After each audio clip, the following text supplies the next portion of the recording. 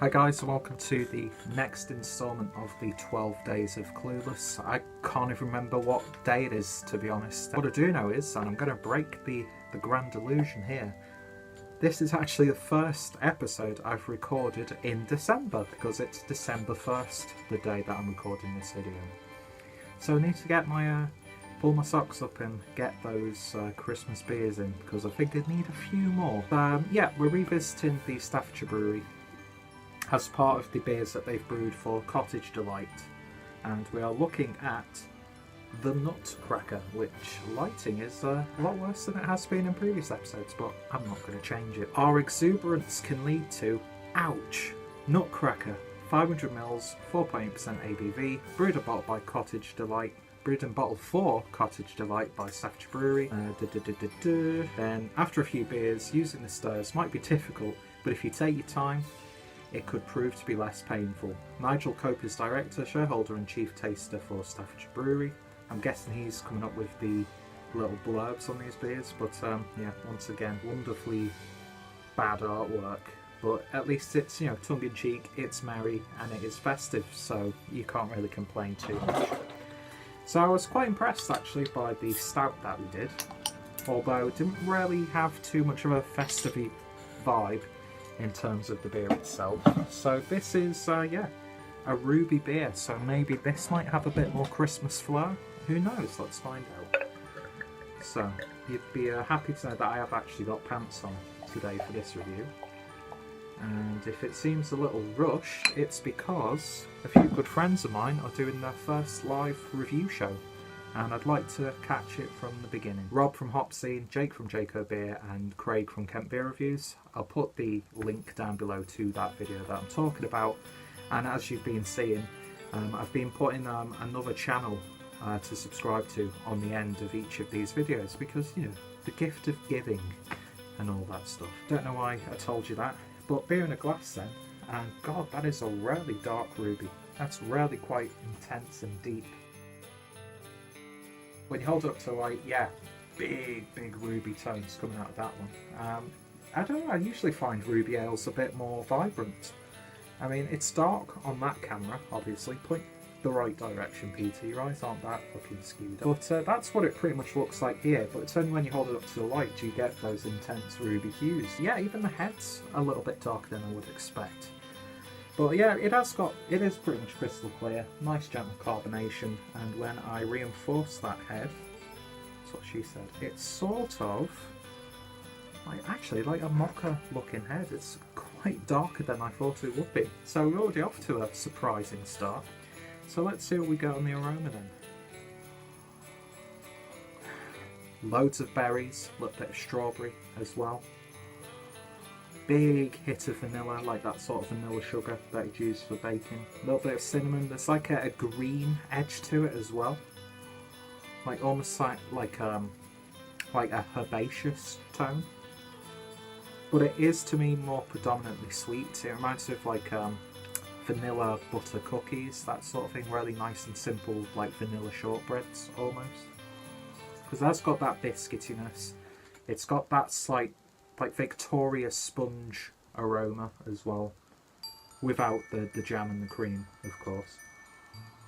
Yeah, very desserty, but then there's like this slightly earthy, herbaceous tone, a little bit of like a peppery spiciness as well. But like, now the more that I'm smelling it, and it's breathing in the glass a bit more, getting a bit more of like a caramel malt character, a little bit more of a like slightly perfumey vanilla, almost like vanilla essence. So yeah, it is sort of falling along the lines of like a festive-y sort of like dessert after you've had your big meal, that sort of thing. It's like quite indulgent.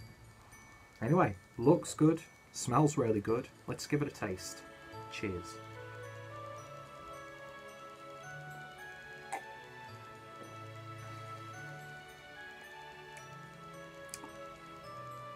Flavour-wise, that's really nice. But this, once again, suffers from having too light of a body, which sometimes it wouldn't be able to carry certain flavours. I find, anyway, this is just me. You can call me wrong, you can call me every name under the sun, give me scientific proof of how wrong I am, but the way I see things or taste things when it comes to beer is Sometimes that weak body, or most of the time, it just doesn't carry the flavours and the flavours fall flat. This, however, the like flavours are slightly overpowering that body. It's a weird sensation. Big hit of vanilla when it goes down. It's got a slight mulled wine character to it as well, with those like little spices and like the rind of a lemon and oranges and that sort of thing. Yeah, it's sweet, but it's got a really big, earthy hop character and quite a bold hoppy bitterness on the back end. And yeah, it's actually really quite sweet. Those green tones that you're getting on the nose, not really coming out too much apart from the back end, of course. But yeah, this is weird. It's like, it is festive, it's Christmassy, it's perfect for the season. Perfect beer to end your meal on, that sort of thing. But I don't know if I could have more than a couple of bottles at most. And even though it is a lower ABV ruby ale, I'd want to take the time with this because those flavours are really starting to build, especially that bitterness on the back end. I could definitely see people falling in love with a beer like this. It slightly reminds me, and I mean no offence to either brewery, it has like a slight hobgoblin character to it, but not as like roasty and not as sort of like dark cherry like. This has got sort of like a lighter berry character to it, but it's not really fruity. And again, it comes into that like Christmas pudding mulled wine sort of combination. But yeah, that big hit of vanilla first off. It's biscuity, it's cakey. It's a nice beer. It's just the body's a little bit too weak and the flavours are slightly too fragrant, if that makes sense. So, you know, first world problems at the end of the day. And like I said, I could definitely see people appreciating this one a lot more than I am right now. I'm not going to brag on it, bag on it or anything like that, because it doesn't deserve it. It's not a bad beer. It's just not really doing it for me. But it's a big surprise, actually. I was almost thinking this would be just like a classic ruby ale. Nothing more, nothing less. No bells and whistles, no real character. But this has that. And it has, like, now I'm talking, a little bit of like a slight potpourri sort of character. And like those spices and those smells that you get, like perfumes, Yankee candles sort of thing, you know, the Christmas variety of Yankee candles. So like the herbaceous edge does come through on that aspect. And there's like this like lavender character, maybe a little bit of rose, which thankfully you don't get on the flavour. It is more perfumey on that. Well, actually, yeah, you do get that sort of floralness. Yeah, it's an odd one. I think you could really pick this one apart quite a bit and go into so much detail.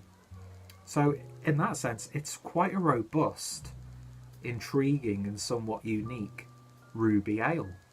So I applaud them for that. It's something a little bit different. It's keeping in line with the Christmas spirit, festive, from the, you know, the cheeky label all the way to the beer in the glass. Once you've had your, you know, your turkey with your pork or whatever Christmas meals you have, skip the dessert. I mean, who the hell wants to have Christmas pudding anyway? It has got that sort of Christmas pudding in a glass character. So if you don't want a boring Christmas pudding after you finish your tea, have this instead, because it's going to do just as much of a good job as that would. And I realised that was absolutely wonderful England then. But yeah, in terms of a rating, can't really fault it too much in terms of the brewing itself. So I'm going to give that, I think it deserves a 7 out of 10. Would I try it again? Yes, I would. I'd happily have it again.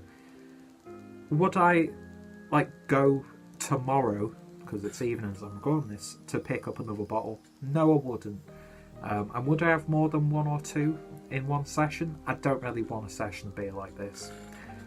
I'd want it to like finish off a meal, skip the dessert, and just go on to a slightly, well, it's not slightly sweet because it's quite a sweet beer by all accounts. But 7 out of 10. But like I was saying, I could see people giving this a much higher score, and I could see people giving this a much lower score because of that sweetness in there. I mean, it's not too cloying, it's just a little bit sickly, and the thin body magnifies that, which it usually sort of just dulls down the flavours. It's a weird and wonderful thing, and like I said, I'm probably just tasting this beer completely wrong, so feel free to abuse me in the comments. So if you've tried this one or any other beers from the Staffordshire Brewery, doesn't have to be part of this festive line, give me your thoughts and recommendations. Any Christmas beers that I can look at next year, let me know down below, or if I can, hopefully by the time it's uploaded and I'll go out somewhere, I can pick some more Christmas beers to enjoy over actual Christmas and not weeks before Christmas is even starting, then yeah, just hit me in the comments down below. So of course I'll put my link down below to the Staffordshire Brewery playlist. I'll put my link down below to my Ruby L playlist, as well as the 12 Days of Clueless playlist. So check out all of those links. Also check out the video that I was talking about with my good friends. Check out Staffordshire Brewery. Check out Cottage Delights, or just Delight. Hope you'll join me tomorrow for another festive beer review. And if you'll excuse me, I've got beer to watch and pizza to eat, so I bid you all a fond farewell. See you guys later.